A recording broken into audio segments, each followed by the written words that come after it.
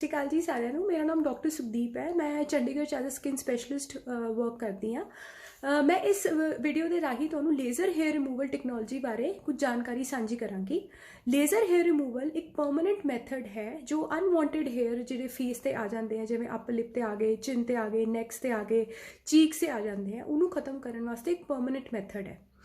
ਜਦੋਂ ਆਪਾਂ ਪਾਰਲਰ ਦੇ ਪ੍ਰੋਸੀਜਰਸ ਜਿਵੇਂ ਆਪਾਂ ਥ੍ਰੈਡਿੰਗ, ਵੈਕਸਿੰਗ, ਪਲੱਕਿੰਗ ਜਾਂ ਫਿਰ ਬਲੀਚਿੰਗ ਦੀ ਗੱਲ ਕਰਦੇ ਹਾਂ, ਇਹ ਸਾਰੇ ਪ੍ਰੋਸੀਜਰਸ ਜੀ ਟੈਂਪਰੇਰੀ ਹੁੰਦੇ ਹੈ। ਲੇਜ਼ਰ ਹੇਅਰ ਰਿਮੂਵਲ ਨੂੰ ਪਰਮਾਨੈਂਟ ਇਸ ਕਰਕੇ ਕਿਹਾ ਜਾਂਦਾ ਹੈ ਕਿਉਂਕਿ ਇਹਦੀ ਲੇਜ਼ਰ ਦੀ ਜਿਹੜੀ ਕਿਰਨਾਂ ਹੁੰਦੀਆਂ, ਇਹਦੀ ਜਿਹੜੀ ਰੇਜ਼ ਹੁੰਦੀਆਂ ਹੈ ਉਹ ਪਾਵਰਫੁਲ ਹੁੰਦੀਆਂ ਹੈ। ਜਿਹੜੇ ਵਾਲਾਂ ਦੀ ਜੜ ਹੁੰਦੀ ਹੈ, ਜਿਹੜੀ ਰੂਟ ਹੁੰਦੀ ਹੈ, ਉਹਨੂੰ ਇਹ ਪਰਮਾਨੈਂਟਲੀ ਡਿਸਟਰੋਏ ਕਰ ਦਿੰਦੀ ਹੈ। ਲੇਜ਼ਰ ਜਿਹੜਾ ਹੁੰਦਾ ਹੈ ਉਹਦੀ ਸਿਟਿੰਗਸ ਰਿਕੁਆਇਰਡ ਹੁੰਦੀਆਂ ਹੈ। ਅਕੋਰਡਿੰਗ ਟੂ ਦੀ ਜਿਹੜੀ ਰਿਸਰਚ ਹੋਈ ਹੈ ਜੀ ਇਹਦੇ ਪਿੱਛੇ, ਇਹਦੇ ਬਾਰੇ ਕਿਹਾ ਗਿਆ ਹੈ ਕਿ ਵੀ 6 ਤੋਂ 8 ਸਿਟਿੰਗਸ ਜਿਹੜੀਆਂ ਹੁੰਦੀਆਂ ਲੇਜ਼ਰ ਦੀਆਂ, ਉਹ 70 to 80% ਮਤਲਬ ਕਿ 70 ਤੋਂ 80% ਜਿਹੜੇ ਮੋਟੇ ਤੇ ਕਾਲੇ ਵਾਲ ਹੁੰਦੇ ਆ ਉਹਨੂੰ ਖਤਮ ਕਰਨ 'ਚ ਅਸਰਦਾਰ ਹੁੰਦੀ ਹੈ। ਤੇ ਇਹਦੀ ਜਿਹੜੀ ਸਿਟਿੰਗਸ ਇਸ ਕਰਕੇ ਰਿਕੁਆਇਰਡ ਹੁੰਦੀ ਹੈ ਕਿਉਂਕਿ ਜਿਹੜਾ ਸਾਡੇ ਵਾਲ ਹੈ, ਸਾਡਾ ਜਿਹੜਾ ਹੇਅਰ ਹੈ, ਉਹ ਸਾਈਕਲਸ ਵਿੱਚ ਗਰੋ ਕਰਦਾ ਹੈ। ਤੇ ਜਿਹੜਾ ਲੇਜ਼ਰ ਹੈ ਉਹ ਜਿਹੜੇ ਵਾਲ ਐਕਟਿਵ ਸਾਈਕਲ 'ਚ ਹੁੰਦੇ ਹੈ ਉਹਨੂੰ ਹੀ ਟਾਰਗੇਟ ਕਰਕੇ ਉਹਨੂੰ ਖਤਮ ਕਰਦਾ ਹੈ। ਤੇ ਇੱਕ ਵਾਰੀ ਜਿਵੇਂ ਆਪਾਂ ਫੋਰ ਐਗਜ਼ਾਮਪਲ ਆਪਾਂ ਲਈਏ ਕਿ ਸਾਡੇ ਚਿਨ ਤੇ ਸਪੋਜ਼ 100 ਵਾਲ ਆ ਰਹੇ ਆ ਅਣਚਾਹੇ, ਤੇ ਉਹ ਉਹਨਾਂ ਵਿੱਚੋਂ 100 ਵਿੱਚੋਂ ਇੱਕ ਟਾਈਮ ਤੇ 30 ਜਾਂ 40 ਜਿਹੜੇ ਹੋਣਗੇ ਉਹ ਐਕਟਿਵ ਫੇਸ 'ਚ ਹੋਣਗੇ, ਉਹੀ ਲੇਜ਼ਰ ਦੇ ਵਾਸਤੇ ਟਾਰਗੇਟ ਹੋਣਗੇ। ਬਾਕੀ ਜਿਹੜੇ ਇਨਐਕਟਿਵ ਫੇਸ 'ਚ ਹੋਣਗੇ ਉਹ ਟਾਰਗੇਟ ਨਹੀਂ ਹੁੰਦੇ। ਇਸ ਕਰਕੇ ਸਿਟਿੰਗਸ ਦੀ ਰਿਕੁਆਇਰਮੈਂਟ ਹੁੰਦੀ ਹੈ ਕਿ ਜਦੋਂ ਵਾਰੀ ਜਿਹੜੇ ਵਾਲ ਐਕਟਿਵ ਹੁੰਦੇ ਆ ਉਹ ਸਾਰੇ ਫਿਰ ਟਾਰਗੇਟ ਹੋ ਕੇ ਖਤਮ ਹੋ ਜਾਂਦੇ ਆ ਕਿਉਂਕਿ ਹੇਅਰ ਸਾਈਕਲਸ 'ਚ ਗਰੋ ਕਰਦਾ ਹੈ। ਇਸ ਕਰਕੇ ਸਿਟਿੰਗਸ ਰਿਕੁਆਇਰਡ ਹੈ। ਹੁਣ ਜਦੋਂ ਆਪਾਂ ਗੈਪ ਦੀ ਗੱਲ ਕਰੀਏ ਤੇ ਜਿਹੜਾ ਲੇਜ਼ਰ ਦੇ ਜਿਹੜਾ ਆਪਾਂ ਛੋਟੇ ਏਰੀਆਜ਼ ਦੀ ਗੱਲ ਕਰਦੇ ਹਾਂ, ਜਿਵੇਂ ਨੋਜ਼ ਹੋ ਗਿਆ, ਈਅਰਸ ਹੋ ਗਿਆ, ਅਪਰ ਲਿਪ, ਚਿਨ ਦੀ, ਨੈਕ ਦੀ ਗੱਲ ਕੀਤੀ, ਫੇਸ ਤੇ ਕੋਈ ਵੀ ਏਰੀਆ ਦੀ ਗੱਲ ਕੀਤੀ, ਉਹਦੇ ਵਿੱਚ ਯੂਜਲੀ ਆਪਾਂ 4 ਹਫ਼ਤੇ ਦਾ, ਮਹੀਨੇ ਦਾ ਗੈਪ ਰੱਖਦੇ ਹਾਂ। ਜਿਹਦੇ ਆਪਾਂ ਲਾਰਜਰ ਬੋਡੀ ਏਰੀਆਜ਼ ਤੇ ਲੇਜ਼ਰ ਕਰ ਰਹੇ ਹਾਂ, ਜਿਵੇਂ ਕਿ ਆਪਾਂ ਆਰਮਸ ਦੀ ਗੱਲ ਕਰ ਲਈਏ ਜਾਂ ਆਪਾਂ ਚੈਸਟ ਜਾਂ ਬੈਕ ਦੀ, ਲੈਗਸ ਦੀ ਗੱਲ ਕਰੀਏ, ਉਹਦੇ ਵਿੱਚ 6 ਤੋਂ 8 ਹਫ਼ਤੇ ਦਾ ਗੈਪ ਪਾਉਣਾ ਚਾਹੀਦਾ ਹੈ। ਲੇਜ਼ਰ ਬਿਲਕੁਲ ਸੇਫ ਹੈ ਜੀ, ਇਹ ਟੈਸਟਡ ਹੈ, ਰਿਸਰਚਡ ਹੈ ਔਰ ਇਹ ਟੈਕਨੋਲੋਜੀ USFDA ਅਪਰੂਵਡ ਹੈ। ਠੀਕ ਹੈ ਜੀ। ਆਪਾਂ ਹੁਣ ਇਹ ਗੱਲ ਕਰਦੇ ਹਾਂ ਵੀ ਅਣਚਾਹੇ ਵਾਲ ਲੇਡੀਜ਼ ਨੂੰ, ਗਰਲਸ ਨੂੰ ਆਉਂਦੇ ਕਿਉਂ ਹੈ। ਯੂਜਲੀ ਇਹਦੇ 2 ਕਾਰਨ ਹੁੰਦੇ ਆ ਜੀ ਕਿ ਇੱਕ ਤੇ ਗਰੁੱਪ ਹੁੰਦਾ ਹੈ ਲੇਡੀਜ਼ ਦਾ ਜਿਹਦੇ ਵਿੱਚ ਫੀਮੇਲ ਹਾਰਮੋਨਸ ਜਿਵੇਂ ਆਪਾਂ ਈਸਟ੍ਰੋਜਨ, ਪ੍ਰੋਜੈਸਟਰੋਨ ਜਾਂ ਪ੍ਰੋਲੈਕਟਿਨ ਦੀ ਗੱਲ ਕਰੀਏ, ਉਹਦੇ ਵਿੱਚ ਉੱਪਰ ਜਾਂ ਨੀਚੇ ਹੋ ਜਾਂਦੇ ਆ। ਇਸ ਕਰਕੇ ਉਹ ਲੇਡੀਜ਼, ਗਰਲਸ ਨੂੰ ਇੱਕ ਤੇ ਅਣਚਾਹੇ ਵਾਲ ਫੇਸ ਤੇ ਆਉਂਦੇ ਆ, ਮੋਟਾਪਾ ਬਹੁਤ ਆਉਂਦਾ ਹੈ ਸਰੀਰ ਤੇ, ਉਹਨਾਂ ਦੇ ਵਾਲ ਝੜਨੇ ਸ਼ੁਰੂ ਹੋ ਜਾਂਦੇ ਆ, ਉਹਨਾਂ ਦੇ ਫੇਸ ਤੇ ਬਹੁਤ ਪਿੰਪਲਸ ਆਉਂਦੇ ਆ, ਇਰਰੈਗੂਲਰ ਪੀਰੀਅਡਸ ਆਉਂਦੇ ਆ, ਪੀਰੀਅਡਸ ਉਹਨਾਂ ਨੂੰ ਆਉਂਦੇ ਹੀ ਨਹੀਂ ਹੈ। ਇੱਕ ਤੇ ਇਹ ਗਰੁੱਪ ਹੈ ਜੀ ਜਿਨ੍ਹਾਂ ਨੂੰ ਅਨਵਾਂਟਡ ਹੇਅਰ ਆਉਂਦੇ ਆ। ਇੱਕ ਦੂਜਾ ਗਰੁੱਪ ਗਰਲਸ ਦਾ, ਲੇਡੀਜ਼ ਦਾ, ਉਹ ਹੈ ਜਿਹੜੀ ਪਤਲੀਆਂ ਹੁੰਦੀਆਂ ਹੈ, ਜਿਨ੍ਹਾਂ ਨੂੰ ਇਰਰੈਗੂਲਰ ਪੀਰੀਅਡਸ ਹੈ ਜਾਂ ਪੀਰੀਅਡਸ ਆਉਂਦੇ ਹੀ ਨਹੀਂ ਹੈ, ਉਹਨਾਂ ਨੂੰ ਵੀ ਅਣਚਾਹੇ ਵਾਲ ਆਉਂਦੇ ਹੈ। ਉਹ ਵਾਲੇ ਕੇਸਿਸ ਵਿੱਚ ਜਿਹੜਾ ਮੇਲ ਹਾਰਮੋਨ ਹੈ, ਜਿਹਨੂੰ ਆਪਾਂ ਟੈਸਟੋਸਟਰੋਨ ਲੈਵਲਸ ਕਹਿੰਦੇ ਆ, ਉਹਦੀ ਮਾਤਰਾ ਬੋਡੀ ਵਿੱਚ ਜਾਂ ਉਹਦੀ ਸੈਂਸਿਟਿਵਿਟੀ ਬੋਡੀ ਵਿੱਚ ਜ਼ਿਆਦਾ ਹੁੰਦੀ ਹੈ। ਤੇ ਇਹ 2 ਗਰੁੱਪ ਹੁੰਦੇ ਹੈ ਅਨਵਾਂਟਡ ਹੇਅਰ ਜਿਹਦੇ ਲੇਡੀਜ਼ 'ਚ ਕ੍ਰੀਏਟ ਹੁੰਦੇ ਆ ਗਰਲਸ ਵਿੱਚ। ਇੱਕ ਤੇ ਜਿਹੜੇ ਮੋਟਾਪੇ ਨਾਲ ਰਿਲੇਟਡ ਹੁੰਦਾ ਹੈ ਉਹ ਫੀਮੇਲ ਹਾਰਮੋਨਸ ਦੀ ਗੜਬੜ ਕਰਕੇ ਹੁੰਦਾ ਹੈ। ਜਿਹੜੀ ਪਤਲੀ ਲੜਕੀਆਂ ਵਿੱਚ ਇਹ ਕੇਸ ਪਾਇਆ ਜਾਂਦਾ ਹੈ ਉਹ ਯੂਜਲੀ ਟੈਸਟੋਸਟਰੋਨ ਲੈਵਲਸ ਦੀ ਅਬਨੋਰਮੈਲਿਟੀ ਕਰਕੇ ਹੁੰਦਾ ਹੈ। ਤੇ ਇਹ ਸਾਰਾ ਜਿਹੜਾ ਹੈਗਾ ਇਹ ਮੈਡੀਕਲ ਕੰਸਰਨ ਹੈ। ਲੋਕ ਇਹਨੂੰ ਬਹੁਤ ਇਗਨੋਰ ਕਰਦੇ ਆ, ਪਾਰਲਰ ਵਿੱਚ ਆ ਕੇ ਆਪਣੇ ਫੇਸ ਤੇ ਵੈਕਸਿੰਗ ਕਰਾਉਂਦੇ ਆ, ਜਿਹਦੇ ਕਰਕੇ ਦਾਗ ਤੇ ਸਕਾਰ ਤੇ ਨਿਸ਼ਾਨ ਪੈ ਜਾਂਦੇ ਆ ਪਰਮਾਨੈਂਟਲੀ। ਤੇ ਬਲੀਚਿੰਗ ਕਰਾਈ ਜਾਂਦੇ ਆ ਬਹੁਤ ਦੇਰ ਤੱਕ ਜਾਂ ਫਿਰ ਥ੍ਰੈਡਿੰਗ ਕਰਾ ਲੈਂਦੇ ਆ, ਉਹਦੇ ਨਾਲ ਬਿਲਕੁਲ ਮੇਲਸ ਵਾਂਗੂ ਸਟਬਲ ਜਿਵੇਂ ਜਿਹਨੂੰ ਆਪਾਂ ਕਹਿੰਦੇ ਆ, ਉਹ ਗਰੋਥ ਆ ਜਾਂਦੀ ਹੈ। ਤੇ ਡਸ ਨਾਟ, ਇਹ ਬਿਲਕੁਲ ਵੀ ਠੀਕ ਨਹੀਂ ਲੱਗਦਾ, ਐਸਥੈਟਿਕਲੀ ਵੀ ਠੀਕ ਨਹੀਂ ਲੱਗਦਾ। ਔਰ ਅਗਰ ਆਪਾਂ ਮੈਡੀਕਲੀ ਗੱਲ ਕਰੀਏ ਤੇ ਆਪਾਂ ਅਗਰ ਇਹ ਬਿਮਾਰੀ ਜਿਹੜੀ ਅਨਵਾਂਟਡ ਹੇਅਰ ਦੀ ਹੈ, ਹਾਰਮੋਨਲ ਇੰਬੈਲੈਂਸ ਦੀ ਹੈ, ਇਹਨੂੰ ਆਪਾਂ ਪੋਲੀਸਿਸਟਿਕ ਓਵੇਰੀਅਨ ਡਿਜ਼ੀਜ਼ ਕਹਿੰਦੇ ਆ। ਇਹ ਲੌਂਗ ਰਨ ਤੇ ਆਪਾਂ ਇਹਦਾ ਖਿਆਲ ਨਾ ਰੱਖੀਏ, ਇਹਦੀ ਟ੍ਰੀਟਮੈਂਟ ਆਪਾਂ ਮੈਡੀਕਲੀ ਨਾ ਕਰਵਾਈਏ ਤੇ ਇਹ ਅੱਗੇ ਜਾ ਕੇ ਡਾਇਬਟੀਜ਼ ਵਿੱਚ ਕਨਵਰਟ ਹੋ ਸਕਦਾ ਹੈ। ਇਹਦੇ ਵਿੱਚ ਹਾਰਟ ਅਟੈਕਸ ਤੇ ਹਾਰਟ ਡਿਜ਼ੀਜ਼ਸ ਦੇ ਰਿਸਕ ਹੁੰਦਾ ਹੈ। ਇਹਨੂੰ ਆਪਾਂ ਮੈਟਾਬੋਲਿਕ ਸਿੰਡਰੋਮ ਵੀ ਕਹਿੰਦੇ ਆ। ਤੇ ਇਸ ਕਰਕੇ ਇੱਕ ਹੈਲਦੀ ਲਾਈਫ ਸਟਾਈਲ ਮੇਨਟੇਨ ਕਰਨਾ, ਆਪਣੇ ਬੋਡੀ ਦੇ ਵੇਟ ਨੂੰ ਠੀਕ ਰੱਖਣਾ, ਓਬੈਸਿਟੀ ਨੂੰ ਫਾਈਟ ਕਰਨਾ, ਆਪਣੇ ਹਾਰਮੋਨਸ ਨੂੰ ਹਾਰਮਨੀ ਵਿੱਚ ਰੱਖਣਾ ਬਹੁਤ ਜ਼ਰੂਰੀ ਹੈ। ਇਹਨੂੰ ਸਿਰਫ ਇਸ ਕਰਕੇ ਨਹੀਂ ਕਿ ਮੈਂ ਇੱਕ ਫੀਮੇਲ ਹਾਂ ਤੇ ਮੇਰੇ ਮੂੰਹ ਤੇ ਵਾਲ ਆ ਰਹੇ ਹੈ ਤੇ ਮੈਨੂੰ ਇਸ ਚੀਜ਼ ਨੂੰ ਛੁਪਾਉਣਾ ਹੈ। ਇਸ ਚੀਜ਼ ਨੂੰ ਬੇਸਿਕਲੀ ਸਮਝਣਾ ਹੈ, ਇਹਨੂੰ ਟਰੀਟ ਕਰਾਉਣਾ ਉਸ ਤੋਂ ਵੀ ਜ਼ਿਆਦਾ ਜ਼ਰੂਰੀ ਹੈ ਕਿਉਂਕਿ ਅਸੀਂ ਨਹੀਂ ਚਾਹੁੰਦੇ ਸਾਨੂੰ ਆਉਣ ਵਾਲੇ ਟਾਈਮ ਸਾਨੂੰ ਡਾਇਬਟੀਜ਼ ਮਲਾਈਟਸ ਹੋਏ ਜਾਂ ਸਾਨੂੰ ਹਾਰਟ ਡਿਜ਼ੀਜ਼ ਵਾਲੀ ਚੀਜ਼ਾਂ ਹੋਣ ਜਾਂ ਹੋਰ ਸਾਡੀ ਬੋਡੀ ਤੇ ਕਿਸੇ ਪ੍ਰਕਾਰ ਦਾ ਸਟ੍ਰੈਸ ਹੋਏ। ਤੇ ਇਮੀਡੀਏਟਲੀ ਜਦੋਂ ਤੁਹਾਨੂੰ ਲੱਗਦਾ ਹੈ ਕਿ ਮੈਨੂੰ ਪੀਰੀਅਡਸ ਮਿਸ ਹੋ ਰਹੇ ਆ, ਮੇਰੇ ਮੂੰਹ ਤੇ ਅਣਚਾਹੇ ਵਾਲ ਆ ਰਹੇ ਆ, ਮੋਟਾਪਾ ਆ ਰਿਹਾ ਹੈ, ਤੇ ਉਹਦੇ ਕੇਸ ਵਿੱਚ ਤੁਸੀਂ ਡਾਕਟਰ ਨੂੰ ਮਿਲੋ, ਸਕਿਨ ਦੇ ਡਾਕਟਰ ਨੂੰ ਮਿਲੋ।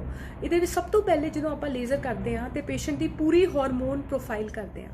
ਹਾਰਮੋਨ ਪ੍ਰੋਫਾਈਲ ਵਿੱਚ ਤੁਹਾਡੇ ਫੀਮੇਲ ਹਾਰਮੋਨਸ ਦਾ ਟੈਸਟ ਹੁੰਦਾ ਹੈ, ਜਿਹਨੂੰ ਆਪਾਂ ਈਸਟ੍ਰੋਜਨ, FSH, LH, ਪ੍ਰੋਜੈਸਟਰੋਨ ਕਹਿੰਦੇ ਆ।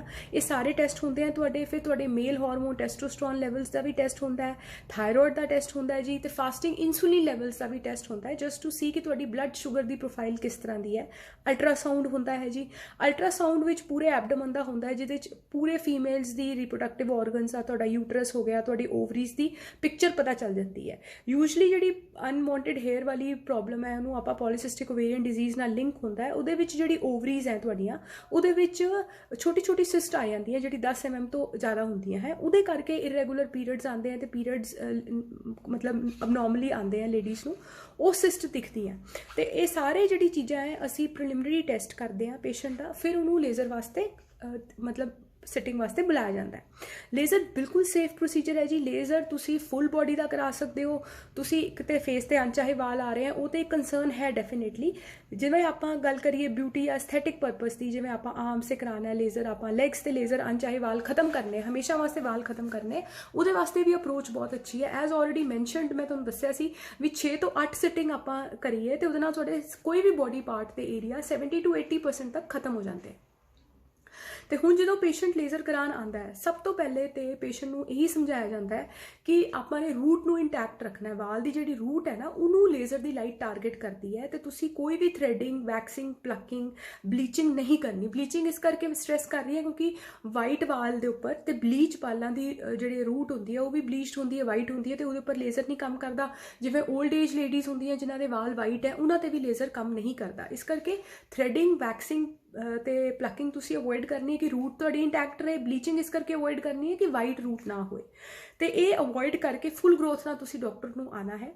ਤੇ ਅਸੀਂ ਰੇਜ਼ਰ, ਸਿੰਪਲ ਜਿਹੜਾ ਜਿਲਟ ਦਾ ਰੇਜ਼ਰ ਹੁੰਦਾ, ਸ਼ੇਵ ਜਿਹਨੂੰ ਸ਼ੇਵ ਆਫ ਕਹਿੰਦੇ ਆ, ਉਹਨੂੰ ਅਸੀਂ ਸ਼ੇਵ ਕਰਕੇ ਕਲੀਨ ਕਰਕੇ, ਕਿਉਂਕਿ ਸਾਡੇ ਉੱਪਰ ਵਾਲੇ ਵਾਲ ਨਹੀਂ, ਸਾਨੂੰ ਉਹਦੀ ਰੂਟ ਚਾਹੀਦੀ ਹੈ। ਰੂਟ ਜਿਹੜੀ ਹੈ ਉੱਪਰ ਨਹੀਂ ਹੁੰਦੀ ਸਕਿਨ ਦੇ, ਇੱਥੇ ਵਾਲ ਜਿਹੜੇ ਦਿਖਦੇ ਆ, ਰੂਟ ਹੁੰਦੀ ਹੈ ਅੰਦਰ ਸਕਿਨ ਦੇ ਕਾਫੀ ਡੀਪ ਲੇਅਰ ਤੱਕ ਹੁੰਦੀ ਹੈ। ਉੱਥੇ ਲੇਜ਼ਰ ਪਹੁੰਚ ਕੇ ਆਪਣੀ ਕਿਰਨਾਂ ਨਾਲ ਉਹਦੀ ਰੂਟ ਨੂੰ ਡਿਸਟਰੋਏ ਕਰਦਾ ਹੈ। ਤੇ ਬੇਸਿਕਲੀ ਅਸੀਂ ਉੱਪਰ ਵਾਲਾ ਏਰੀਆ ਸਾਰਾ ਸਾਫ਼ ਕਰ ਦਿੰਦੇ ਹਾਂ। ਸਿੰਪਲ ਅਲਟਰਾਸਾਊਂਡ ਜੈਲੀ ਹੁੰਦੀ ਹੈ, ਉਹ ਅਸੀਂ ਜਿਹੜਾ ਅਲਟਰਾਸਾਊਂਡ ਵੀ ਕਰਵਾਉਂਦੇ ਹਾਂ ਜਦੋਂ ਫੀਮੇਲਸ, ਉਹਦੇ 'ਚ ਵੀ ਯੂਜ਼ ਹੁੰਦਾ, ਬਿਲਕੁਲ ਸੇਫ ਹੈ, ਕੋਈ ਮੈਡੀਸਿਨ ਨਹੀਂ ਹੁੰਦੀ ਉਹਦੇ 'ਚ। ਉਹ ਅਪਲਾਈ ਕਰਕੇ ਅਸੀਂ ਲੇਜ਼ਰ ਦਿੰਦੇ ਹਾਂ।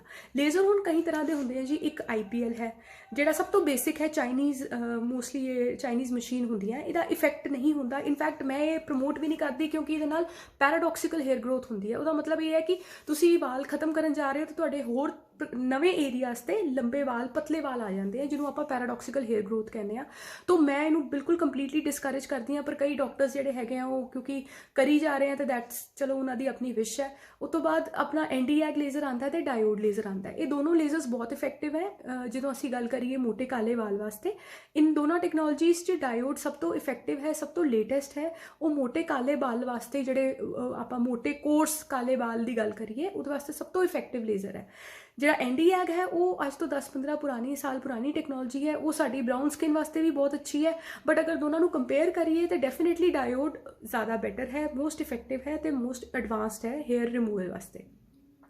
ਨਾਓ ਹੇਅਰ ਰਿਮੂਵਲ ਦੀ ਜਦੋਂ ਆਪਾਂ ਸਿਟਿੰਗ ਦਿੰਦੇ ਹਾਂ, ਜਿਵੇਂ ਆਪਾਂ ਫੇਸ ਦੀ ਗੱਲ ਕਰੀਏ, ਆਪਾਂ ਫੁੱਲ ਫੇਸ ਦੀ ਗੱਲ ਕਰਦੇ ਹਾਂ। ਯੂਜਲੀ ਆਪਾਂ ਫੀਮੇਲਸ ਜਿਹੜੀਆਂ ਆਉਂਦੀਆਂ ਇਰੈਗੂਲਰ ਪੀਰੀਅਡਸ ਨਾਲ, ਉਹਨਾਂ ਦੀ ਅਪਰ ਲਿਪ ਤੇ, ਲੋਅਰ ਲਿਪ ਤੇ, ਚਿਨ ਤੇ, ਨੈਕ ਤੇ ਆਹ ਵਾਲੇ ਸਾਈਡ ਲੌਕਸ ਜਿਹਨੂੰ ਆਪਾਂ ਚੀਕਸ ਕਹਿੰਦੇ ਹਾਂ, ਉਹ ਤੇ ਵਾਲ ਆਉਂਦੇ ਆ। ਇਹ hardly 5 to 10 minutes the procedure ਹੈ ਜੀ। ਤੁਸੀਂ ਆਪਣਾ ਆਰਾਮ ਨਾਲ ਪ੍ਰੋਫੈਸ਼ਨਲ ਲਾਈਫ ਤੇ, ਤੁਸੀਂ ਆਪਣੀ ਪਰਸਨਲ ਲਾਈਫ ਤੇ ਵਾਪਸ ਜਾ ਸਕਦੇ ਹੋ।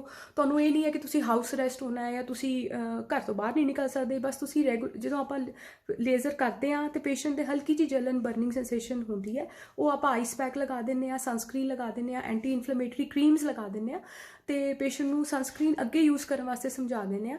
ਤੇ ਪੇਸ਼ੈਂਟ ਕੋਈ ਵੀ ਆਪਣਾ ਪਾਰਟੀ ਫੰਕਸ਼ਨ, ਕੋਈ ਵੀ ਆਪਣਾ ਪ੍ਰੋਫੈਸ਼ਨਲ ਲਾਈਫ ਆਪਣੀ ਆਗੇ ਕੈਰੀ ਔਨ ਕਰ ਸਕਦਾ ਹੈ। ਬਿਲਕੁਲ ਸੇਫ ਪ੍ਰੋਸੀਜਰ ਹੈ ਜੀ। ਜਿਵੇਂ ਆਪਾਂ ਫੁੱਲ ਬੋਡੀ ਦੀ ਗੱਲ ਕਰੀਏ ਤੇ 1 ਘੰਟੇ, ਸਵਾ ਘੰਟੇ 'ਚ ਫੁੱਲ ਬੋਡੀ ਵੀ ਹੋ ਜਾਂਦੀ ਹੈ। ਨਾਓ ਇਹ ਜਿਹੜਾ ਲੇਜ਼ਰ ਹੇਅਰ ਰਿਮੂਵਲ ਹੈ, ਤੁਹਾਨੂੰ ਪਹਿਲੇ ਵੀ ਦੱਸਿਆ ਸੀ, ਇਹ ਮੈਡੀਕਲ ਪੁਆਇੰਟ ਆਫ ਵਿਊ, ਜਿਨ੍ਹਾਂ ਨੂੰ ਹਾਰਮੋਨਲ ਇੰਬੈਲੈਂਸ ਕਰਕੇ ਅਣਚਾਹੇ ਵਾਲ ਫੇਸ ਤੇ ਆ ਰਹੇ ਆ, ਉਹਨਾਂ ਵਾਸਤੇ ਤਾਂ ਡੈਫੀਨੇਟਲੀ ਹੈ। ਇਹ ਬਾਕੀ ਹੋਰ ਵਾਸਤੇ ਵੀ ਹੈਗਾ, ਜਿਨ੍ਹਾਂ ਨੇ ਆਪਣੇ ਬਿਊਟੀ ਪਰਪਸ ਵਾਸਤੇ, ਐਸਥੈਟਿਕ ਕਾਸਮੈਟਿਕ ਪਰਪਸ ਵਾਸਤੇ, ਜਿਵੇਂ ਤੁਸੀਂ ਆਪਣੀ ਆਰਮਸ ਤੇ, ਲੈਗਸ ਤੇ, ਅੰਡਰ ਆਰਮਸ ਤੇ ਵਾਲ ਪਰਮਨੈਂਟਲੀ ਖਤਮ ਕਰਾਉਣੇ ਆ, ਉਹਦੇ ਵਾਸਤੇ ਲੇਜ਼ਰ ਇਫੈਕਟਿਵ ਹੈ। ਸਿਮਿਲਰਲੀ ਮੇਲਸ ਵੀ, ਆਦਮੀ ਵੀ ਇਹ ਕਰਾ ਸਕਦੇ ਆ। ਯੂਜਲੀ ਜਿਹੜੇ ਲੋਕ ਕਰਾਉਂਦੇ ਆ ਮੇਲਸ, ਚੈਸਟ ਕਰਾਉਂਦੇ ਆ, ਬੈਕ ਕਰਾਉਂਦੇ ਆ, ਨੋਜ਼, ਈਅਰਸ ਕਰਾਉਂਦੇ, ਉਹਨਾਂ ਦੇ ਵਾਲ ਇੱਥੇ ਆ ਜਾਂਦੇ ਆ। ਜਾਂ ਫਿਰ ਕਈ ਲੋਕ ਬੀਅਰਡ ਦੇ ਉੱਪਰ ਵਾਲਾ ਜਿਹੜਾ ਚੀਕਸ ਵਾਲਾ ਏਰੀਆ, ਜਿੱਥੇ ਉਹ ਯੂਜਲੀ ਉਹ ਕੰਪਲੇਨ ਕਰਦੇ ਆ ਵੀ ਸਾਡੇ ਇੱਥੇ ਵਾਲ ਆਉਂਦੇ, ਸਾਨੂੰ ਬੜੀ ਪੇਨਫੁਲ ਥ੍ਰੈਡਿੰਗ ਕਰਾਉਣੀ ਪੈਂਦੀ ਹੈ ਪਾਰਲਰਸ ਜਾ ਕੇ, ਤੇ ਉਹ ਸਪੈਸ਼ਲੀ ਆ ਚੀਕਸ ਵਾਲਾ ਏਰੀਆ ਜਿਹੜਾ ਉਹਦੇ ਵਾਸਤੇ ਮੋਸਟਲੀ ਮੇਲਸ ਇਹ ਕਰਾਉਂਦੇ ਆ। And again it is a kind of a grooming, ਤੁਹਾਡੀ ਬਿਊਟੀ ਹੈ, ਤੁਸੀਂ ਆਪਣੇ ਆਪ ਨੂੰ ਕਿਵੇਂ ਹਾਈਜੀਨਿਕਲੀ ਵੈਲ ਮੇਨਟੇਨਡ ਰੱਖਣਾ ਹੈ, ਤੁਹਾਡੀ ਆਪਣੀ ਚੋਇਸ ਹੈ। ਤੇ ਇਟ ਇਜ਼ ਨਾਟ ਕਿ ਇਹ ਮੋਡੈਲਿਟੀ ਸਿਰਫ ਫੀਮੇਲਸ ਤੱਕ ਲਿਮਿਟਡ ਹੈ, ਇਹਨੂੰ ਮੇਲਸ ਵੀ ਲੈ ਸਕਦੇ ਆ, ਫੀਮੇਲਸ ਦੋਨੋਂ ਲੈ ਸਕਦੇ ਆ, ਐਬਸੋਲੂਟਲੀ ਸੇਫ ਹੈ। ਇਹਨੂੰ ਆਪਾਂ